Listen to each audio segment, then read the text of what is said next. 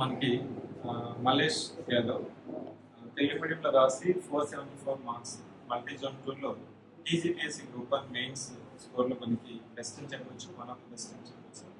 దానికి అన్ని పేపర్స్లో మనం చూసినట్లయితే యావరేజ్ మంచి స్కోర్ వచ్చింది. ఒక 2 పేపర్స్లో మనకి ఇంకా ఇంప్రూవ్ అయి ఉంటుందే బెటర్ అని అనిపించింది. లెట్ మీ కంగ్రాచులేట్ మలేష్, డెఫినెట్గా మీకు సర్వీస్ వస్తుంది. మనకి జిఆర్ఎల్లో ఏ సర్వీస్ వస్తుంది, మల్టీ జోన్లో ఏ సర్వీస్ వస్తుంది, బీసీటీకి ఏ పోస్ట్ వస్తుంది, ఇవంతా అందరికీ ఉన్న కన్ఫ్యూజన్ మలేష్ కూడా ఉంటుంది, నాకు కూడా ఉంది, యాంగ్జైటీ ఉంది. సో ఈ యాంగ్జైటీ మనము ఫేస్ చేయాలి. సో మీకు ఎలా అనిపిస్తుంది? మీకు స్కోర్ చెక్ చేసుకున్నారు కదా, చెక్ చేసుకున్న వెంటనే 474 ఎక్కువ అనిపించిందా లేకపోతే? నాకు కాన్ఫిడెంట్ ఉండే sir, definitely confident to get the good score, best score. But నేను 474 వచ్చినాయి అని తెలిసిన తర్వాత తెలుగు మీడియంలో ఇది ఒక మంచి score, best score Telugu medium రాసుకోవాలని తెలిసినప్పుడు చాలా హ్యాపీగా ఫీల్ అయ్యాను. The credit goes to the sate centre. My heartfully I'm saying this sir. Thank you so much for giving this opportunity for me. That is a dream of 11 years for me. ఎట్లయినా సరే మాతృభాషలో రాయాలనుకున్నాను, రాశాను. ఇంత score రావడంలో మీ యొక్క mentorship, test series and 1-to-1 interaction, the way how the Civics Center designed the question paper and their evaluation, their feedback, all are increased my confidence. So finally I attempted 100%. I gave my best 100%. I am feeling very happy. I am the rural background. My parents are farmers. Score 474 తీసుకున్నారు కదా, మళ్ళీ immediate గా మీరు exams రాసి ఇట్లా events కూడా ఉంటారు, వాళ్ళకి ఎన్ని మార్క్స్ వచ్చి మీకు చెక్ చేసుకున్న తర్వాత మీరు ఎఫర్ట్ పెట్టిన దానికి అవుట్కమ్ అని అనిపించింది? ఎస్, డెఫినెట్లీ సార్, మంచి అవుట్కమ్. నేను టెస్ట్ ఇచ్చాను, ఎక్స్పెక్ట్ చేశాను. ఎగ్జామ్ రాసిన వెంబడే నాకు మంచి సర్వీస్ వస్తుంది, మంచి క్యాడర్స్ రూపంలో అనుకున్నాను. సో ఎక్స్పెక్టెడ్ ఒక ఏ క్యాడర్స్ ఏ సర్వీస్ వస్తుందని వెయిటింగ్ సార్. పేపర్ మీదే కరెక్షన్ చేసినప్పుడు ఇందులో మనం మాట్లాడుతున్నప్పుడు మీకు సర్వీస్లో ఖచ్చితంగా ఉంటారు, మీకు సర్వీస్ వచ్చే సామర్థ్యం ఉంటుంది.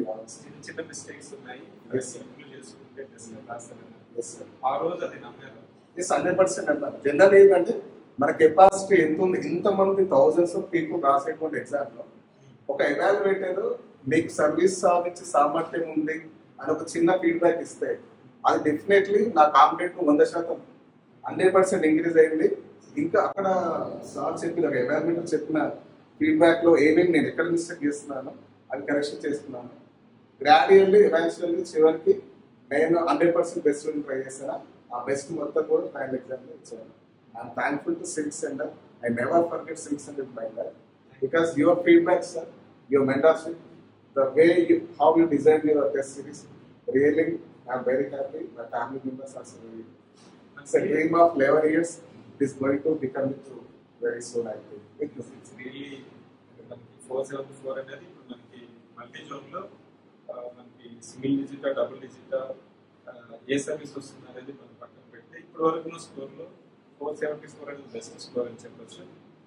ఇంకా మనకి లోపలికి వెళ్తే మనము టెస్టుల గురించి కానీ మన ఎక్సర్సైజెస్ కూడా నేను ఫ్రీక్వెంట్గా చెప్పేవాళ్ళం. మెయిన్స్ వచ్చినప్పుడు మీకు ఎంత కన్ఫ్యూజ్ ఉంది కాదు, ఎంత స్ట్రక్చర్గా ప్రాపర్గా ప్రజెంటేషన్ చేయాలంటే రైటింగ్ ప్రాక్టీస్ చేయాలి. అప్పుడు స్టార్టింగ్లో మనకి ఇబ్బంది ఉంటుంది. ఆ ఇబ్బంది మీరు ఎలా ఫీల్ అయినారు, ఎలా అధిగమించినారు? సో నేను ఫస్ట్ స్టార్ట్ చేసినప్పుడు టెస్ట్ సిరీస్ స్టార్ట్ చేసినప్పుడు 11 questions 12 questions రాస్తాను అవుట్ ఆఫ్ 15 questions.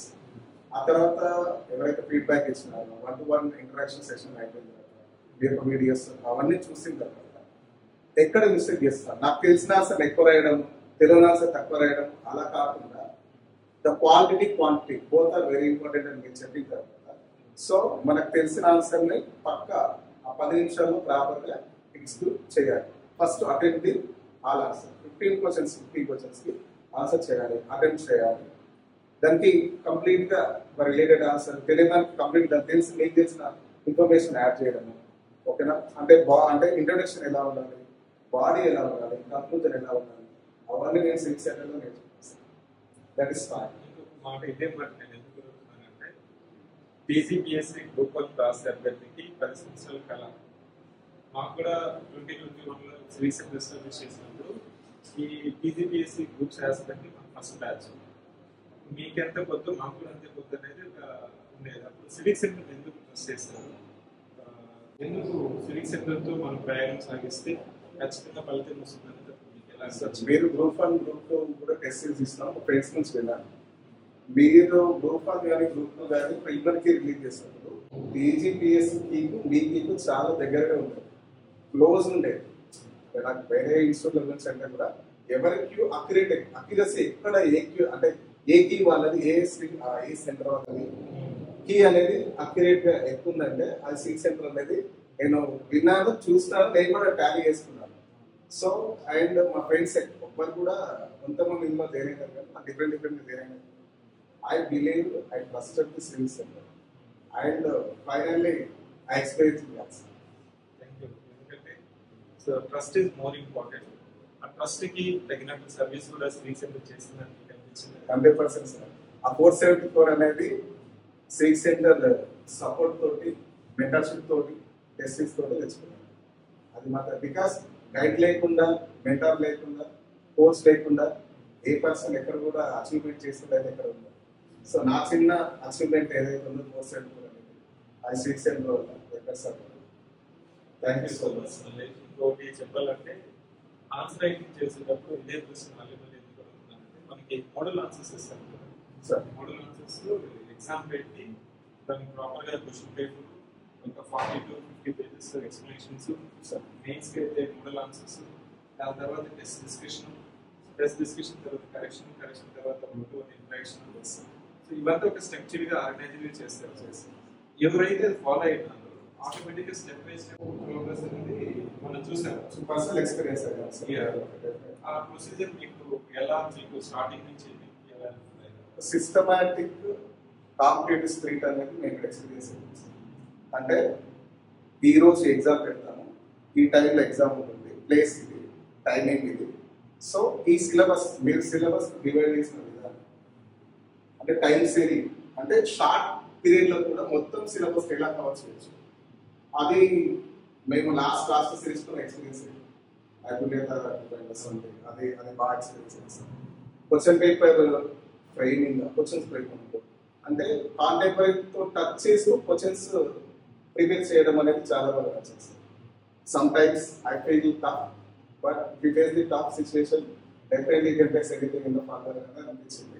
సో నేను ఫస్ట్ 10 క్వశ్చన్లు అటెండ్ చేస్తానని, ఆ తర్వాత మీ యొక్క మెంటర్షిప్ కానీ 1-to-1 ఇంటరాక్షన్ తర్వాత ఎవాల్యుయేటర్ ఫీడ్బ్యాక్ తర్వాత ఏమనిపించిందంటే నేను ఎక్కడ మిస్టేక్ చేస్తున్నానో అవన్నీ కూడా ఓవర్కమ్ చేస్తూ అది అప్ టు 14 క్వశ్చన్స్ 15 క్వశ్చన్స్ రాయడం వరకు వెళ్ళాను.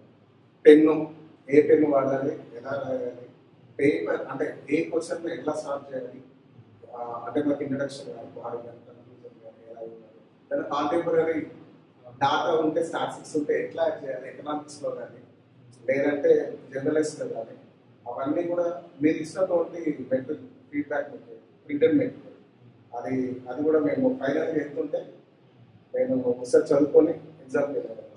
ఎగ్జామ్ జరిగేటప్పుడు ఒక 20 మంది చూస్తే దాదాపు 15 మంది ఏదో సివిక్ సెంటర్ పెట్టిన లేక క్వశ్చన్ పేపర్ లేక అది కనిపించేది. I feel so happy that at that time service చేస్తాను, ర్యాంక్స్ కూడా వస్తే మనకి అనేది అనిపించింది. ఈరోజు మార్క్స్ పెట్టినప్పటి నుంచి మన స్టూడెంట్స్ మంచిగా స్కోర్ చేస్తున్నారు.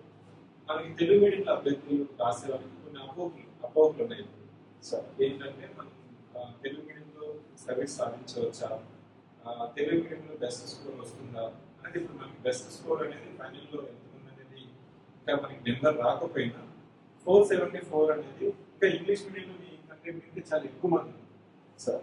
మాతృభాషలో మనం ప్రిపేర్ అవ్వచ్చు. అసలు మాతృభాషలో ఎందుకు రాయాలి? మాతృభాషలో అయితే భావ వ్యక్తీకరణ అనేది చాలా బాగుంటుంది. మనం అనుకున్నటువంటి మ్యాటర్ను విషయాన్ని పర్ఫెక్ట్గా ఎక్స్ప్లెయిన్ చేయడానికి అవకాశం ఉంటుంది మాతృభాషలోనే. నేను నమ్మకం. నేను బ్యాక్గ్రౌండ్ అంతా కూడా తెలుగు మీడియం. నేను డిస్టెన్స్లో BA చేసిన, డిస్టెన్స్లో MA చేసిన, అండ్ డిస్టెన్స్లో BEd చేసిన. అది సెక్యూరిటీ స్టేట్ తాటానికి 2018. సో మాతృభాషలో భావ వ్యక్తీకరణ అద్భుతంగా చేయొచ్చు, సర్వీస్ సాధించవచ్చు నమ్మకం అయితే నా మీద నాకు బలంగా ఉంటుంది సార్. దానికి కావాల్సినటువంటి సార్కు ఏం కావాలి అవన్నీ కూడా నేను మెల్లమెల్లి డెవలప్ చేసుకుంటూ నా యొక్క డీలెన్స్ని నెక్స్ట్గా మార్చుకుంటూ నా యొక్క లోపాలని నా యొక్క విజయానికి సోపానాలను మార్చుకుంటూ ముందుకు వచ్చాను.